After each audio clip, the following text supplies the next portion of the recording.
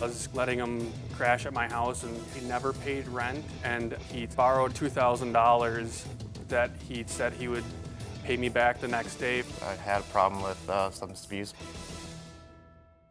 Plaintiff Justin Klidosti claims his former friend is a deadbeat and a drug addict. He's suing for $5,000 for unpaid loans, back rent, and car parts. Defendant Timothy Anderson claims it was clear that he was flat broke, and the plaintiff never expected to get paid back. He says he owes nothing.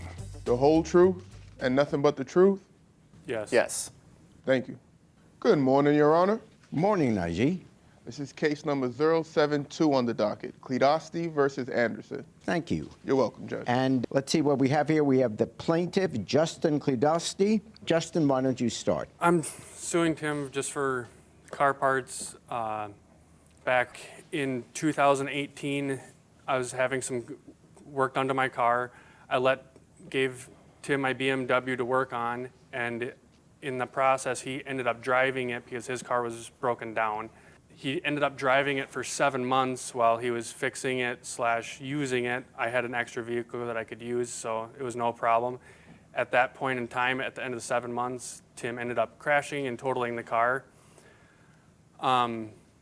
Accidents happen, everything, our friendship wasn't hurt by it or anything. And then moving forward, I ended up breaking up with my ex-fiance, and I have a large mortgage that I needed to pay, and Tim was kind of down on his luck, so I asked Tim to move if he wanted to move in, and we agreed upon $450 a month. If you had agreed that it was $450 a month, wouldn't at some point you raise the issue, hey, wait, you didn't pay last month, oh, now you didn't pay for 2 months, oh, now you didn't pay for 3 I months? was kind of being the good friend and letting him crash at my house and have his own bedroom and have a place to live. Did he ever tell you that he wasn't going to pay the rent? No, he never specifically said that, no, I'm not going to pay or I can't pay.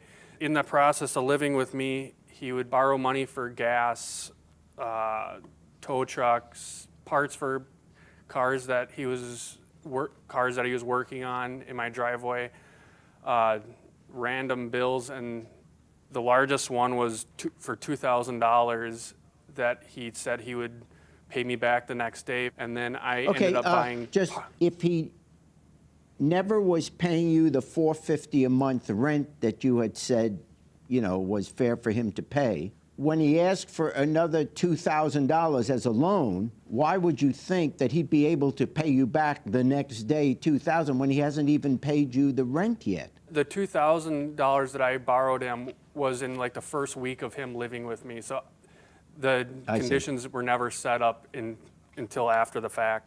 What's your answer? What's your case? When I first moved in with Justin, I was, told that, it was kind of to help me out, get me out, back on my feet. You're saying the sum of $450 never came up before, that he's just now pulling that out of the thin air? There must have been some discussion about $450 a month. Yes, there was, Your Honor. Basically, that I would get up on, back on my feet, and then once, I was, working full time and essentially financially stable, I would, start paying the $450. I started doing some side work. I started doing some work on his car, and he knew that I wasn't, financially stable enough, to essentially start paying the rent. You stayed at his place for 5 months. You borrowed money from him. That's not in dispute. The question I would put to you, Justin, is does he have an argument, even though he didn't state it, does he have an argument that because you weren't holding him to it each month, did you waive that? Or were you simply saying, you're going to have to pay, but I'll give you time to pay because I know you're going through a rough patch right now? I never agreed upon him not paying it. I mean, I brought it up to him every month. I wasn't going to throw a friend since elementary school on the street. Here's what I'm concluding. Regarding the rent and regarding the loans, I believe you are obliged to pay that. I'm not charging interest. I'm not adding to that because of these tough times, but you still have that obligation. Based on that, I'm going to grant the plaintiff the $2,200 he sued for in loans and the $2,250 he sued for back rent. Judgment for the plaintiff in the sum of $4,450.